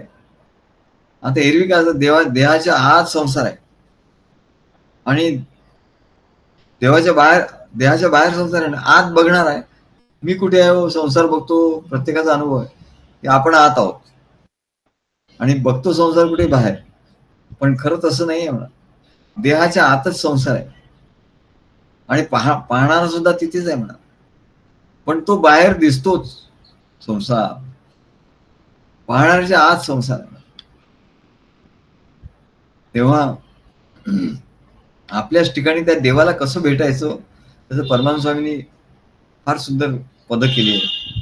म्हणजे अनुभव तो सिक्रेट जो अनुभव आहे तो काय आहे म्हणा. ते काय म्हणतात, मम ठाई तू देवा तव ठाईच मी. तू माझ्या ठिकाणी असं नाही. माझ्या ठाई तू आहे, तुझ्या ठाई मी आहे. मम ठाई तू देवा तव ठाईच मी. हे सद्गुरूंच्या त्या देवाच्या ठिकाणी तू नाही आहे. नच मस्तानी भूतानी. भगवंतानी सांगितलं गीतेमध्ये, मस्तानी सर्व भूत माझ्या ठिकाणी निर्माण झाली, पण सर्वांत माझ्या ठिकाणी कोण नाही म्हणा. ते निर्माण झाली सर्व भूतांच्या ठिकाणी. मस्तानी सर्व भूतानी नच मस्तानी भूतानी. तेव्हा मी त्यांच्या ठिकाणी नाही म्हणत. कारण काय, त्यांच्या ठिकाणी आहे पण झोपलेलं आहे म्हणा. मग त्याचा उपयोग नाही. मम ठाई तू देवा तव ठाईच मी. मग सद्गुरूंना आपल्या हृदयामध्ये आपण स्थानापन्न केल्यानंतर सद्गुरू हे चैतन्यमय आहे. त्याच्यामुळे तिथे ते जागृत आहेत. मग तिथे देव जागृत आहे. मी तू पणाची आनंद. भक्ती म्हणजे काय, मी आणि तू, मी आणि तू, मी आणि तू. हे द्वैत आहे म्हणतात. द्वैतवाद, याला द्वैतवाद असं म्हणतात. वल्लभाचार्य द्वैतवाद, शंकराचार्य अद्वैतवाद. अद्वैत हा अनुभव, शेवटचा अनुभव आहे. पण त्या अनुभवाकडे जायचं कसं, तर द्वैतवाद. मी तू पणाची आनंद उर्मी, हा द्वैतवाद आहे. मग कसा, अथांग व्यापक सागर तू या ठाई खेळेतील लहर मी. जसं अथांग व्यापक सागर आहे, त्याच्या ठिकाणी लहर खेळते. पण लहर म्हणजे सागर का नाही, काय हे चुकेल म्हणलं. तू लहर हातात घेशील म्हणजे सागर आहे नाही. काय, नच मस्तानी भूतानी. सामुद्रो हि तरंग क्वचन समुद्रो न तारंग. समुद्र हा तरंग हा समुद्राचा आहे, बरोबर आहे. तरंग हा समुद्राचा आहे आणि समुद्राचा आहे. क्वचन समुद्रो न तारंग. पण तरंग म्हणजे समुद्र नव्हे, हे लक्षात ठेव. तू म्हणजे तू स्वतःला म्हणशील मीच ईश्वर आहे, तर नाही, चुकलं म्हणलं. तू ईश्वर आहे हे चुकलं. काय, आधी मी त्या समुद्राचा आहे. आधी मी समुद्राचा आहे. मी तू पणाची आनंद उर्मी. आधी मी सद्गुरूंचा आहे. हा आनंद जो घेतो तेव्हा मग मी निघून जातो त्याचा कधी. आणि बस मी आहे अस्मी वृत्ती, त्याला अस्मी वृत्ती असं म्हणतात. अस्मी वृत्ती राहते नुसती. मी जातो, तूही जातो. आणि काय राहतं, अस्मी राहते. पण हे राहते कधी, इथपर्यंत सांगता येतं. पण बाकीचं सगळं गुलदस्त्यात आहे म्हणा, बाकीचं सगळं अंधारात आहे. पण ते उजेडात कधी येईल? मम ठाई तू देवा तव ठाईच मी. देवाच्या ठाई आपण आहोत, पण ते दिसत नाही आपण देवाच्या ठाईची. आणि आपल्या ठाईचा देव आहे, पण तोही दिसत नाही. म्हणजे हे दोघे अंधारातच आहे, गर्भात आहेत. आता त्याला कोंब फुटेपर्यंत ते तसं राहणार, ते अंधारात राहणार. आणि जो काढण्याचा प्रयत्न केला आपल्या ज्ञानाने, तर गेलं सगळं बुडणार होणार, ते सगळं धान्य खराब होऊन जाणार. मी तू पणाची आनंद उर्मी. आधी तू मी तू पणाची आनंद उर्मीचा अनुभव घे, मग तुझ्या ठिकाणी परमात्मा आहे त्याचा अनुभव हा सहज आहे. घेण्याचा अनुभव काय आणि सहज अनुभव काय? मी आणि तू पणाची आनंद उर्मी आहे का तुझ्या ठिकाणी? की तुझ्या ठिकाणी तू आता याला किती भक्ती मार्ग करायचा, लवकरात लवकर आम्हाला अनुभव आला पाहिजे म्हणून तो निघून गेला बिचारा. नंतर काहीतरी विचारतो, आता विचारून काय फायदा होणार काय?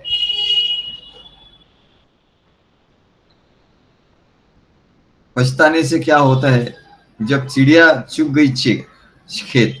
म्हणजे सगळ्या पाखरांनी सगळं खेत खाऊन टाकल्यानंतर म्हणले आता तू चिवचिव करून काय उपयोग. तेव्हा असे जे घाई करतात आधी आणि भक्तीचा आनंद घेत ना, भक्तीचा आनंद घ्यायला पाहिजे. आधी तो एवढा सांगत होता, सद्गुरू असं आहे, मला आई स्वप्न झालं, तसं झालं, ढमकं झालं, टमकं झालं. आणि नंतर त्या याच्या जोशात जो तो केला, जोशापेक्षा होश पाहिजे, होश.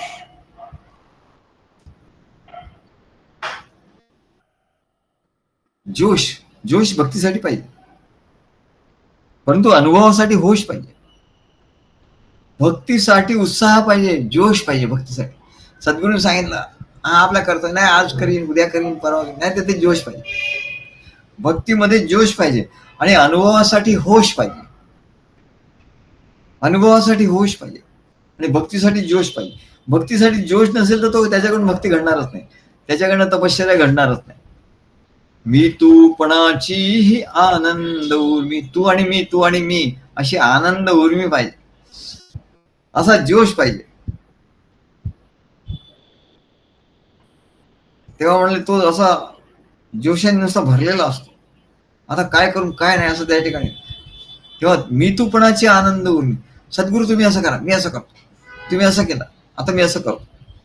हे त्याची जी उर्मी आनंद, आणि त्याच्यामुळे त्याचा आनंद होत असतो.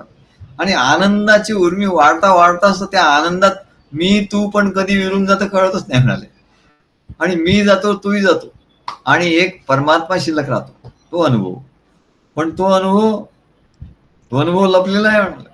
ते बघ माझं हे गेलं. म्हणून जोश कुठे पाहिजे आणि होश कुठे पाहिजे? ऐकू येत आहे, चित्र गेलं.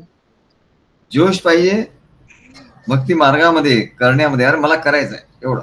आम्ही महाराजांच्या कार्यामध्ये एवढं, परमहंस स्वामींच्या कार्यामध्ये एवढं केलं की ते एकदा म्हणाले, अहो म्हणाले खूप खूप झालं म्हणले, आता तुम्ही काय करू नका, थांबा जरा.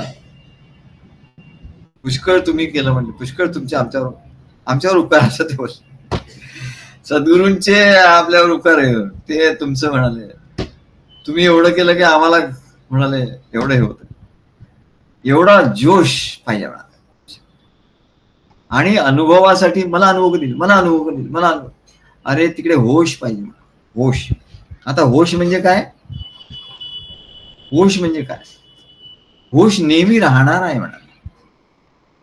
होश हा नेहमी, एखादी गोष्ट आहे ना ती नेहमी राहणारी आहे. तसा परमेश्वर हा होश आहे.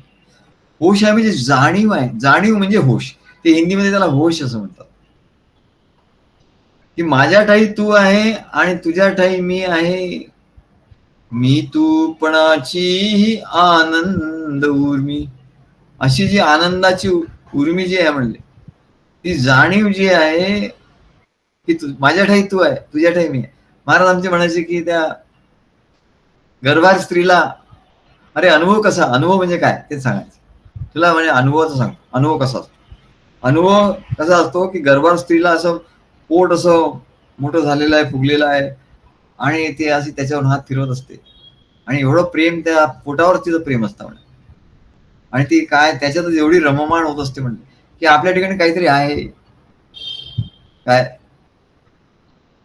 आपल्या ठिकाणी काहीतरी आहे, गर्भ आहे, असं त्या नादामध्ये ती अशी असते. तसा भक्त म्हणले त्या नादामध्ये, त्याला होश असं म्हणतात. होश म्हणजे जाणीव.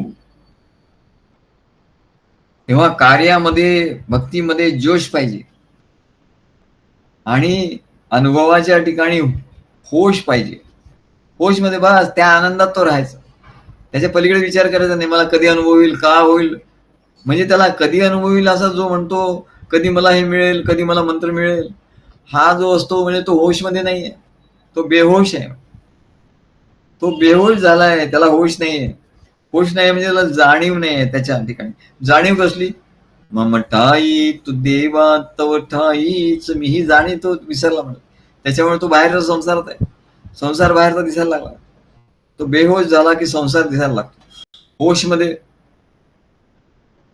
सब कुछ लुटा के होश में आए तो क्या किया. आम्हाला हे गाणं खूप आवडत. सब कुछ लुटा के होश में आए तो क्या किया. असं अरे सब होश येण्यासाठी काय करावं लागतं, सर्व लुटवावं लागतं. तू तर म्हणतो हे माझं, ते माझं, ते माझं, ते माझं, याला हात लावू नका, त्याला हात लावू नका. थोडासा हात लावल्यावर लगेच तुझं हे होत. हे माझं, ते माझं, ते माझं, ते माझं, हे सगळं माझं आहे. तुमचं काय असेल ते तुम्ही बघा, हे सगळं माझं आहे. तो लुटवायला तयार होत नाही म्हणाले. आणि तो देव तर म्हणले तू आधी लुटवायला पाहिजे तर तुला होशील, नाही तर तू बेहोश आहे म्हणजे. हे सगळ्या गोष्टी, हा सगळं संसारात बेहोशी आणणार आहे. हे निद्रा आहे, संसार निद्रा आहे म्हणजे, त्याच्यात हे स्वप्न पडलंय संसाराचं आणि तू बेहोश आहे म्हणा. मग आता हे बेहोशी गेली पाहिजे, तो होश आला पाहिजे. मग होश आला तर कसा येईल? तू आणि मी असं दोनच पाहिजे. काय काय काय मोठी गंमत होते. सिनेमाची गाणी मोठी गमतीदार असते. मैं और तू असं काहीतरी गाणं होता, आम्हाला एवढा आवडायचं. मैं और तू तसंच म्हणले परमेश्वराला, मैं और तू ऊ हा शब्द असा आहे ना, ओंकारामध्ये अ उ म आहे. अ म्हणजे विस्तार, अ पहिला शब्द. ऊ म्हटल्यानंतर काय होतं, ऊ मध्ये रक्षण आहे, ऊ मध्ये सगळं लपलेलं आहे बघा. सर्व संसाराचं रक्षण हे.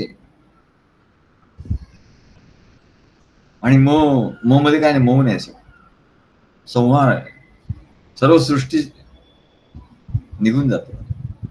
तसं विष्णूचं कार्य म्हणजे ऊ काय, मी तूपणाची आनंद उर्मी. उर्मीमध्ये ऊ आहे. मैं और तू,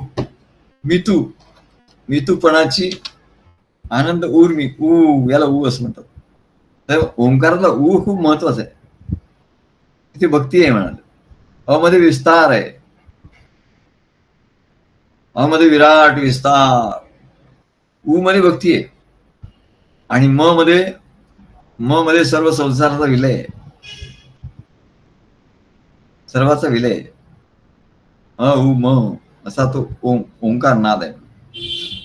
अथांग व्यापक सागर तू त्या ठाई खेळे ती लहर. भक्ती कशी करायची तर सद्गुरूंना अथांग सागर मानायचं आणि त्याच्या ठाई मी आपली लहर खेळते बस. तसं आपण खेळत राहायचं म्हणजे त्यांच्या कार्यामध्ये, त्यांच्या अंगा खांद्यावर खेळतो. तेजोनिधी भास्कर तू, ते ज्ञान सूर्य आहेत. त्या ठाई प्रकाश किरण मी किरण आहे म्हणले, प्रकाशाचा एक किरण आहे. तू तेजोनिशी भास्कर आहे, मी प्रकाशाच्या किरण आहे बस. तव ठाई मम ठाई तू देवा तव ठाईच मी. मी तूपणाची आनंद उर्मी. तुझ्या ठिकाणी मी आहे, माझ्या ठिकाणी तू येते. हा जो आनंद आहे ना, तो आनंद म्हणले एवढा आहे. तो आनंद म्हणजेच परमात्मा, परमात्म्याचा अनुभव, सच्चिद आनंद. दाटून बरसे वर्षावतू. काल केवढा पाऊस होता, असा बरसवतो. त्या ठाई शीतल जलधार मी. त्याच्यामध्ये शीतल, अत्यंत शीतल अशी जलधार सगळीकडे. काय एकदम पंख्याची हवा सुद्धा एवढी गार गार गार. शेवटी पंखा बंद करावा लागला. का तर ती जलधार, शीतल अशी जलधार. मम ठाई तू देवा तव ठाईच मी. मी तूपणाची आनंद उर्मी. परमानंद तू परमानंद मी. देवा तुझ्या ठाई उठल्या या उर्मी. देवाच्या ठिकाणी उर्मी उठली पाहिजे. काय भक्ताच्या ठिकाणची उर्मी नाही, देवांच्या ठिकाणी, सद्गुरूच्या ठिकाणी उर्मी जेव्हा उठेल काय, तेव्हा भक्ताला अनुभव येतो. देवा तुझ्या ठाई उठल्या या उर्मी. किती गहन आहे हो अनुभव, किती गहन आहे. पण तो म्हणून तो झाकून ठेवायचा असतो, विचारायचा नसतं काय. लहान मुलांनी जर विचारलं की मूल कसं होतं, ते काय सांगतात, ते दवाखान्यातून आणलं म्हणतात. त्याला ते तेव्हा ज्ञान द्यायचं नसतं, त्याला ते ज्ञान अनुभवाने होतं, अनुभवाने. हे सगळं गुढ अनुभव, हा गुढ आहे सांगणार. हे आहे अनुभव, हा गुढ आहे. घेण्याची साधनही गुढ आहे, प्रजोत्पादन करण्याची साधन हे गुढ आहे. त्याच्याबद्दल कोणी बोलत नाही. ते सर्व झाकलेलं असतो, कोणी त्याच्याबद्दल बोलत नाही. जसं गुलाबराव महाराज म्हणतात, अरे कुणी असं सांगतं का, कुणी असं दाखवतं का म्हणा.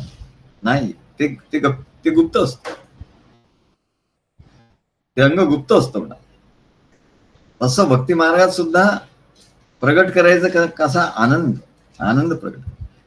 आणि जे साधन आहे सद्गुरूंच्या, जे आहे ते आपल्याला सहज गुप्तपणे प्राप्त होत असत. गुप्तपणे ते उघडपणे सद्गुरू नाही सांगायचं नाही. आपल्या ठिकाणी तसं करायचं. ती उर्मी सद्गुरूंच्या ठिकाणी जेव्हा येईल तेव्हा ते आपोआप ते गुप्त आहे म्हणे. सुंदर उगवे मूळ. तोपर्यंत आपण करायचं काय मग, देवाशी प्रेमाने भेटायचे. देवाला प्रेमाने भेटायचं. म्हणजे ते घोरपडे सांगतात, अरे तुम्ही इथे जवळ राहतात आणि तुम्ही जात नाही, सद्गुरूंना भेटत नाही. म्हणजे इतर लोकांना भेट होत नाही म्हणजे लोकांनी. सद्गुरू तिथे आहेत, ते कोणालाही कधी सांगतात.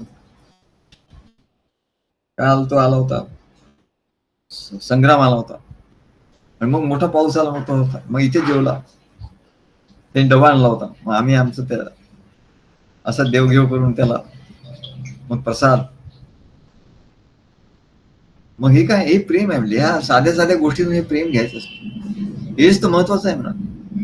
बाहेर काय करायचं नाही. लोक कसं आतली साधनं करायला त्याला महत्व देतात. मग ते चक्र आहे, अमकाय टमकाय. अरे हे गुह्य होतं बाबा, पूर्वीचे ग्रंथ गुह्य होते. हे चक्र इकडे कोणाला माहिती नव्हते. हो, आमच्या लहानपणापर्यंत कोणालाच माहिती नव्हतं याचं. आता हे काय सोशल मीडिया आलं आणि लोकांनी त्याचा व्यापार सुरू केला. हे एवढं गुह्य होतं, एवढं गुह्य होतं. ज्यांना ते माहिती असेल ते कोणाला सांगायचं. आणि म्हणून ते संप्रदायामध्ये ते गूढ गहन असायचं. आणि ते गहन सद्गुरूंच्या शरण गेल्यानंतर ते त्यांना जेव्हा उर्मी येईल तेव्हा ते सांगायचं शिष्याला. म्हणून शिष्य नेहमी त्यांच्या ठिकाणी तत्पर, होश आणि जोश. कार्यामध्ये त्यांचा जोश. देवासी प्रेमाने भेटायचे, याच्यात जोश पाहिजे. देवाच्या प्रेमाशी लुटायचे, याच्यात जोश पाहिजे. देवाची प्रेम सृष्टी, देवाची तेथे भेटी. देवाची प्रेम सृष्टी जी आहे म्हणाला, सद्गुरूंची सृष्टी आहे कार्यरूपी, तिथे सद्गुरूंना भेटायचं. भेटीत देवाशी गाठायचे. आपण सद्गुरूंना गाठलं पाहिजे, नाहीतर म्हणलं नाही. सूर्याचे तेज झळाळे, देवाचे प्रेम उजाळे, प्रेमाच्या उभेत सुखायचे. हे सगळं म्हणाले. प्रेमाच्या धुंदीत डुलायचे, भक्तासी देव भेट प्रेमाची लय लूट. इथे लूट म्हणजे लय आहे, म्हणलं किती आहे काय सांगता येत नाही. प्रेमाची लय लूट परमानंदाने झुलायचे. झोपाळ्यावर बसलाय आणि आनंद त्या झोपाळा. पूर्वी प्रत्येकाच्याकडे झोपाळा असत, आमच्या इकडे झोपाळा होता. बस त्या झोपाळा बसायचा आणि आनंद. आम्ही पवईला राहतो तेव्हा आमच्याकडे झोपाळा आम्ही करून घेतला होता. वरती अशी रूम होती, त्याच्यात झोपाळा होता आणि त्या झोपाळ्यावर बसून आम्ही मस्त काव्य करायचो. तेव्हा परमानंदाने झुलायचे, असं झोपाळ्यावर झुलत राहायचं. तसं म्हणलं या कार्यामध्ये जोश एवढा पाहिजे की त्या जोशामुळे आनंद असतो आणि त्या आनंदामध्ये झुलत राहायचं. म्हणा नाही तर आपलं मरगळला आहे, मग आला नाही आला, ऐकलं नाही ऐकलं, सद्गुरूंना भेटला नाही भेटला, काय असं नाही. तिकडे जोश पाहिजे. आणि मग होश. होश म्हणजे त्या परमात्म्याचा अनुभव. परमात्म्याचा अनुभव तर आहेच, म्हणजे होश कधीच, परमात्म्याचा जो होश आहे तो कधीच जात नाही. म्हणा परमात्मा आपल्या ठिकाणी आहेच, पण त्याचा जो होश आहे, त्याची जाणीव आहे, जाणीव ती पाहिजे. आणि ती जाणीवही असते, पण संसार तिथे येतो. संसाराच्या सारखा रहदारी येत जातात, संसारासारख्या गाड्या येत जात असतात. आणि त्या गाड्या बघता बघता तो रस्ता तिथे नेहमीच आहे. म्हणाले आम्ही मागे गंमत सांगितली होती ना, ते इंदोरला गेलो, तिथे आम्ही विचारलं आम्हाला कुठे, आम्हाला फिरायला जायचं. आम्ही त्याला विचारलं, 2-4 मुलं बसली होती, त्यांना विचारलं ये रास्ता किधर जाता है. मग ती हसली. ते म्हणले ये रास्ता तो किधर जाता ही नहीं, म्हणले बहुत साल हो गए ऐसे ऐसे, रास्ता किधर भी नहीं जाता है. हाँ आपको किधर जाने का है. मतलब मेरे को किधर भी नहीं जाने का है. काय मेरे को किधर भी नहीं जाने का है. तो ते म्हणले मग फिर आप किधर भी जा सकते हैं, फिर आप कोई भी रस्ते से ये भी रस्ते से जा सकते, वो भी रस्ते से जाके. तसं म्हणाले इथे आहे. काय इथे होश. हा रस्ता कुठे जात नाही, म्हणजे हा मार्ग आहेच म्हणाले इथे. आणि परमात्मा आहेच म्हणले कुठे जात नाही. हा जसा रस्ता कुठे जात नाही तसा परमात्मा कुठे जात नाही, आपल्या ठिकाणी आहे. परमात्म्याच्या ठिकाणी आपण आहोत, सद्गुरूंच्या ठिकाणी आपण आहोत, आपल्या ठिकाणी सद्गुरू आहे. हे रस्त्यासारखं आहे म्हणाले. काय जसा रस्ता कुठे जात नाही तसा परमात्मा कुठे जात नाही, पण हे माहिती होणं याला होश असं म्हणतो. की परमात्मा कुठे जात नाही, सद्गुरू कुठे जात नाही, पण आपणच या गावात त्या गावात, या नातेवाईकांच्याकडे त्या नातेवाईकांकडे खूप खूप मला आनंद झाला. आम्ही म्हणतो झालं कल्याण झालं. आता कल्याण झालं खरं. मग त्या नातेवाईकांच्याकडे गेलो ना, सद्गुरू इतकं बरं वाटलं, इतकं छान, इतकी मजा आली. वा छान. म्हणजे याला बेहोश असं म्हणतो. अरे तू बेहोश झाला, तुला कळलं नाही म्हणा. आणि सद्गुरू तुमच्याकडे आला ना, इतका आनंद होतो. आला होश, अब तू होश आहे म्हणून. तो सद्गुरूंच्या संबंधी जोपर्यंत त्याला स्मरण असेल त्याला होश असं म्हणतात. आणि सद्गुरूंचं विस्मरण झालं की तो झाला बेहोश म्हणतात. आणि त्याच्या जोश, म्हणून त्याच्यासाठी जोश पाहिजे. म्हणतात संसारात जोश नको, संसारात जोश नको, सद्गुरूंच्या ठिकाणी जोश पाहिजे. तेव्हा ते सांगतात की मी सगळ्यांचं हे बीज आहे म्हणा, आणि या बीजामधूनच सर्व ही सृष्टी बाहेर निघाली आहे. तसा म्हणले भक्त सुद्धा या माझ्या बीजामधूनच निघालाय, आणि त्याच्या इथे मीच आहे, माझ्या इथे तोच आहे म्हणा. आणि माझ्या शिवाय दुसरं कुठेही कधीही काहीच नाही. हेच वाक्य, हे वाक्य शेवटचं आहे म्हणा. काय हे सत्य आहे म्हणा. म्हणून भगवान सांगतात यच्चापि सर्वभूतानां बीजं तदहम अर्जुन. सगळ्यांच्या ठिकाणी नाही, न तदस्ति विना यस्यान्मया भूतम चराचरम. चराचरामध्ये एक अणु परमाणू सुद्धा आहे, तिथे मी आहे म्हणून परमाणू आहे. अणोरणीयान महतो महीयान. अणु परमाणूपेक्षा मी लहान आहे म्हणा. परमाणू मध्ये परमात्मा सामावत असं वेदात लिहिलंय. की परमात्मा किती सूक्ष्म आहे हो. त्या परमाणूच्या आत तो परमाणू म्हणजे हा सगळ्यात लहान घटक, सगळ्यात सूक्ष्म हा परमाणू आहे. पण तो परमात्मा त्या परमाणू मध्ये एकदम सुखाने व आराम करतो म्हणत आहे, झोप घेतो असं वेदात सांगितलं. वेदामध्ये सांगितलं परमात्मा त्या परमाणू मध्ये झोप घेतो. वा वा, एकदम ऐस पैस. तेव्हा त्या बीजातही तो भूतम यस्यान मया भूतम चराचरम न तदस्ति विना यस्यान मया भूतम चराचरम, माझ्याशिवाय काही नाही असे भगवान सांगतात. मच्चापि सर्वभूतानां बीजम तदहम अर्जुन न तदस्ति विना यस्यान मया भूतम चराचरम. श्री गुरुदेव दत्त.